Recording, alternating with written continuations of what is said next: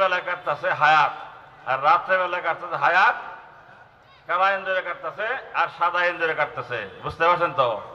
আচ্ছা ভাইজান, আপনারা খুব মানে খুব গভীর মনে কথা উত্তর দেবেন। আচ্ছা, এই লোকটা আল্লাহ বলছেন হাক্কা তো কাতেহি, ভয়ের মতন আমি আল্লাহকে তোমরা ভয় করো।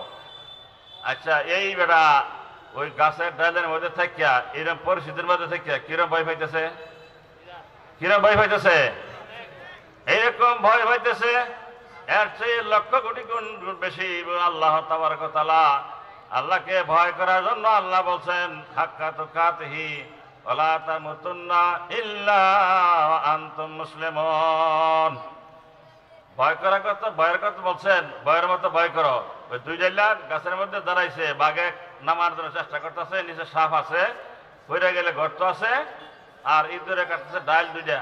এই লোকটা যেন ভয়ে ঘামিয়ে গেছে গা, এর দ্বারা ভয়, এর সাথে কোটি কোটি গুণ বেশি আল্লাহকে তারাকে ভয় করতে হবে। তবে আমি সূরা লাহাবের ব্যাখ্যাটা দিতে পারবো না, তফসিরটা কিছু করতে পারবো না, শুধু সংক্ষিপ্ত বলি, অল্প সময়ের মধ্যে ছেড়ে দিব। এই আবু লাহাবের স্ত্রী রাসূলের পিছনে সবসময় লেগে থাকতো। সূরা সানানুল্লাহ আছে, সানানুল্লাহ বললাম না, খালি তাড়াতাড়ি করে শেষ করতেছে আর কি। এইখানে এই আবু জাহেলের স্ত্রী উম্মে জামিল হইল আবু সুফিয়ানের ভাগ্নি। কথা শুনলেন, মুরব্বী আপনি ওইদিকে কি তাকান, আমার দিকে না থাকে তো আমার ওয়াজ আপনাদের বাড়িতে যাবে না, খাওয়া হবে না, এই ঘরেই থাকবো। কেউ কেউ কাপড় আঙ্গাই হাফারে যাবো, কাপড় বিস্ত না, কেউ আবার কাপড় বুঝে ফেরে পারবো। কাজে কাপড় পারে ভিজাইয়া পারইলে ওয়াজ যাইবো, আর কাপড় জাঙ্গাইয়া পারই যায় তাহলে ওয়াজ থাকবো এই পানির মধ্যেই। বুঝছেন ভাইয়েরা? এখন বলতেছি যে আচ্ছা কোথায় বলছি, কোথায় রাখছি কথা কোথায় রাখছি? ওই যে মহিলা, বেশ মনোযোগ দিয়ে কথা শুনুন। উম্মে জামিল মানুষের হুজুরের পিছনে লাগিয়ে থাকতো, খালি গন্ডগোল বোঝাইতো। যেখানে হুজুরের দাওয়াত দিত, মানুষ একটা দুটা মুসলমান হইতো, এখানে তার স্বামীকে নিয়ে গোলমাল বাঁধানোর জন্য সে চেষ্টা করতো। সে ছিল চুগলখুরি এবং গোলমাল্লা বেটি। একদিন হুজুরের সঙ্গে না ভাইয়া হুজুরকে পাথর মারার জন্য যে কোরআন তেলাওয়াত করতেছে, এটা সে কানে শুনতেছে, সেখানে একটা বড় পাথর লেগে গেছে, হুজুরের মাথার মধ্যে মারবো। ওই ঘরে উঠছে, ওইটা আবু বকর রাদিয়াল্লাহু তাআলা বসে আছেন। জিজ্ঞেস করলো, আবু বকর, এই যে মুহাম্মদ তোমার কাছে বসে কোরআন পড়লো, মুহাম্মদ কই গেল? ঘরে কিন্তু বসাই আছেন হুজুর, কিন্তু তার চোখে কিন্তু দৃষ্টিতে আসতেছে না। দেহা খুঁজে দেহা কোথায় আছে, দেহা খুঁজে দেহা কোথায় আছে। এরকম বহু কাজের মধ্যে সে অপারগ হইয়া চলে আসছে। একদিন করছে কি, সে একটা খুনিকে, ভাড়াটি একটা খুনিকে, তার নাম জানা নাই মুহূর্তে, খুনিকে বললো তোমার কিছু টাকা পয়সা দেব, তুমি মুহাম্মদের ঘরে যদি কোনো থাকতে পারো, অন্য বিনয় ঘরে থাকলে পারো, জাগা লও। আর তাকে বললো জাগা নিলে তুমি তোরল নিয়ে যাও, মুহাম্মদ যখন ঘুমাইবো, এই ঘুমানোর সঙ্গে সঙ্গে তাকে হত্যা করার জন্য চেষ্টা করো। তোরল্লা ছিল তার বাম দিকের ব্যাগের ভিতরে। এইভাবে ভাইয়ের আমার, বাবার আমার তোরল নিয়ে আসে, ঘুমাইছে, রইছে, থাকছে। হুজুর তো নরম মেজাজি লোক ছিলেন, তবিয়তের লোক ছিলেন। ওনার মেজাজের মাধ্যমে উনি ইসলামের দিকে মানুষকে ধাবিত করতেন, কালামা পড়াইতেন। এই লোকটা রসুলের কাছে যখন গেছে, তখন আল্লাহ দেখতেছে যে লোকটা হয়তো আমার হাবিবকে এখন শহীদ করে দিব। জিবরাইল ফেরেশতাকে ডাক দিয়ে বললেন, এ জিবরাইল। জিবরাইল ফেরেশতা কিন্তু দুইবার ৬০০ পাখা অত্যন্ত গতিতে একবার আইল। হযরতে ওই ইব্রাহিম আলাইহিস সালামের ছেলে হযরত ইসুফ আলাইহিস সালাম যখন কুরবানি দিব, তখন জিবরাইল ফেরেশতা জান্নাত থেকে একটা উট নিয়ে, দুম্বা নিয়ে দ্রুত বেগে আসছিলেন। সেটা মিনার থেকে ওই জামরার দিকে যাওয়ার সময়, যারা হজে গেছেন, মিনাত এই মুজদালিফা থেকে জামরার দিকে আসার সময় ওই জামরার এই একটু দক্ষিণ পাশে দেখবেন হাতের ডান দিকে উঁচার উপরে একটা পিলার গাড়ি রাখছে, ওইখানে কোরবানি দেওয়ার চেষ্টা করছেন ইব্রাহিম আলাইহিস সালাম হযরত ইসমাঈল আলাইহিস সালামকে। ওই সময়ে একবার আল্লাহ বলেন ৬০০ পাখা দিয়া দ্রুত বেগে আমার হাবিব তার ছেলেকে কোরবানি করতেছে, এই জান্নাত থেকে একটা দুম্বা নিয়ে তুমি তাড়াতাড়ি যাও। এই একবার করছে জিবরাইল ফেরেশতা, আবার করছে। এই যে এইখানে ঘটনা বলতেছি, হুজুরের হাবিবকে, আল্লাহর হাবিবকে, হুজুর পাক সাল্লাল্লাহু আলাইহি ওয়াসাল্লামকে মারার জন্য তলোয়ার নিয়ে প্রদত্ত হয়েছে। এক পাশায় দুই কাক আগ গয় এমত অবস্থার মধ্যে পার দেব বা কি করবো বিবেচনা করতেছে। এই সময় আল্লাহ বলেন, হে জিব্রাইল, দ্রুত গতিতে তুমি যাও, আমার হাবিবকে তুমি তাড়াতাড়ি ওই খুনির হাত থেকে ফিরাও। কথা বুঝতে পারছেন? এই খুনি কিছু করতে পারেন না, আল্লাহর কাছে বললেন, আল্লাহ জিব্রাইল ফেরেশতা বললেন যে আমি কি করব, এখন আমার কি করা আছে এই মুহূর্তের মধ্যে? তোমার আর কিছু করার নাই, তুমি ওই খুনির কাছে খালি একটা ফু দেও। এই ফু দেওয়ার সঙ্গে সঙ্গেই খুনি 29 বার পায়খানা হইল, তার ল্যাট্রিনে যায় আসে, ল্যাট্রিনতে যায় আসে। আচ্ছা ভাইজান বলেন তো, একটা মানুষের যদি পায়খানার ব্যাগ হয়, পেটে অসুখ হয়, আমাশা হয়, তাহলে কয়বার যাইতে পারবেন? এই বাবাজি কয়বার যাইতে পারবেন? আমি বলতে 2 বার যাইতে পারবো না। 29 বার গেছে, 29 বার গেছে আইসে, করতে করতে হুজুরের বিছানাতে একটা পায়খানা বেড়ে গেছে তার।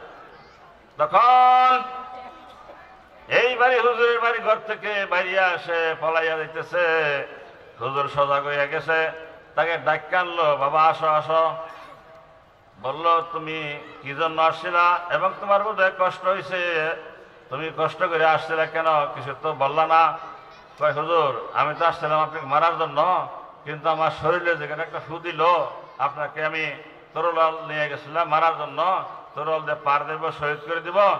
এর মধ্যে আমার শরীরে ফু দেওয়ার পরেই আমি 29 বার আমি পায়খানা গেলাম, ল্যাট্রিনে গেলাম, আর কুলাইল না। কয়বার গেছে? কয়বার গেছে ভাইরা? এখানে কি ওই খুন যে করবো ওই লোকের কি শক্তি আছে? আর শক্তি নাই। তাব্বাত ইয়াদা আবি লাহাব, এইখানে আল্লাহ তাবারক ওয়া তাআলা ওই বলছেন, আবু লাহাবের কথা বলছেন। তাব্বাত মানে ধ্বংস করো, এবং বদদুয়া করছেন আবু লাহাবের 2 হাত ধ্বংস করো এবং তার নিজেকে ধ্বংস করো। তাব্বাত ইয়াদা আবি লাহাব ওয়া তাব মা আগনা আনহু মালুহু ওয়া মা কাসাব। তার যে দ্বন্দ্বলত, তার যে সহায় সম্পদ, সন্তান সন্ততি এগুলি কিছুই তার কাজে আসবে না। সায়াসলা নারান যাতা লাহাবিউ, আর কি শীঘ্রই সে লেলিহান আগুনে দগ্ধ হবে। ওয়ামরাতুহু হাম্মালাতাল হাতাব, আর তার স্ত্রী জামিল, উম্মে জামিল, সে শুকনা কাঠের বোঝা বহন করত, আর রসুলের চলার পথে রসুলকে কষ্ট দেওয়ার জন্য এই লাকড়িগুলি আইনে রাখতো, এবং কবরে গেলেও এবং হাসরে গেলেও দুজকে গেলেও এই লাকড়ি, শুকনা লাকড়ি দিয়ে তারে কি করবো, তারে প্রতিবন্ধক করব, শাস্তি দিব। এইভাবে এই 5টা সূরা, 5টা আয়াত এই মক্কাতে অবতীর্ণ হয়েছে। এটা আবু লাহাবের শানে, আবু লাহাবের উম্মে জামিলের শানে। উম্মে জামিল হুজুর পাক সাল্লাল্লাহু আলাইহি ওয়াসাল্লামকে ছোটোর সময় খাওয়াইতো, যত্ন করতো। আর 2জন মেয়ে আবু লাহাব ওনার ছেলের কাছে হুজুর পাক সাল্লাল্লাহু আলাইহি ওয়াসাল্লাম 2জন মেয়েকে বিবাহ দিচ্ছেন। আল্লাহ সবসময় দোয়া করছেন, আল্লাহ এই খবিশের হাত থেকে আমার 2টা মেয়েকে সেনাইয়া আমার কাছে নিয়ে যাবে। বলেন সুবহানাল্লাহ, জোরে বলেন সুবহানাল্লাহ। আমি তো সতর্ক আছি। আচ্ছা, এখন আপনাদের সামনে আমি 2 কথা বললাম। বাদ আজিগার উমরে বাসা হাজরে খেদমত সালাম ওরনাই আখেরে দিদার ও কালাম ও সালাম। যদি বেঁচে থাকি, গত বছর আল্লাহ তাবারক ওয়া তাআলা আনাইছেন যে সমস্ত ভাইয়েরা আজকে আমাদের সামনে নাই, আমার সামনে নাই, আপনাদের কাছে নাই, দোয়া করি যদি কেউ মরে থাকেন তার জান্নাতবাসী হোক। আর আগত সময়ে যদি আল্লাহ তাবারক ওয়া তাআলা জানা রাখেন, তাহলে সেটা আল্লাহ পাকের ইচ্ছা, যদি হেয়াতেন বেঁচে থাকি। গত বছর আপনাদের সভাতে আমি আসছিলাম, আমার হাড়ের ব্যথা ছিল, হাড়ের 3টা রিং ছিল, 3টা ব্লক ছিল, 3টা রিং করাইছি। এই বেদনা লইয়া আবার এই হাট হাজির উপজেলায় নানুপুর সবাই গেছি, আবার আসছি, তখনও বেদনা ছিল। আইসা এই আপনাদের সভা হয়েছে গত বছরের 22 তারিখ বুধবার দিন, এইখানে আপনাদের সবার সময় ব্যথা নিয়ে সভা করছি। এখনো ব্যথা বুকে একটা অনুভব হয়। আমার জন্য খাস করে দোয়া করবেন। আর যারা হজ না করছেন, আমি বলি না যে ক্যানভাস করি আপনার আমার সঙ্গে যাক, তাই না। ধনাঢ্য ব্যক্তি যারা আছেন, অনেক মুআল্লিম আছে, অনেক এজেন্সি আছে, আপনারা হজটা বাবা করে হেলান, হজ তারা কেউ থাকেন না। হজ করার বদলতে পরিণাম হইল, পুরস্কার হইল ডাইরেক্ট জান্নাত। বলেন সুবহানাল্লাহ, আবার বলেন সুবহানাল্লাহ। কাজেই আমি আপনাদের সামনে এই পর্যন্ত কথা রাখলাম। কথাগুলি ভালোভাবে দূরবর্তী মেহমান যারা আসেন, যারা বক্তা আসেন, ওইভাবে গুছাই গাছিয়া আমার বলা আজকে সম্ভব হইল না। আমার জন্য দোয়া করবেন। ওয়া আখিরু দাওয়ানা আলহামদুলিল্লাহ। আসসালামু আলাইকুম ওয়া রাহমাতুল্লাহি ওয়া বারাকাতুহু। আলহামদুলিল্লাহ, আমরা বয়ান শুনতেছিলাম। তো হাজরিন, আমরা পরিবেশটা একটু সুন্দর করি। প্রধান বক্তা কিছুক্ষণে চলে আসবেন। তো হাজরিন, আমার মনে হয় পিছনে যেই পরিমাণ মহিলাদের সংখ্যা, আপনাদেরকে মনে হয় ছাড়াইয়া যাবে। আসলে নারীরা কয়েকটা কাজে খুব অ্যাডভান্স। রোজা রাখাই খুব পটু, নামাজ বিলম্ব করাই খুব পটু।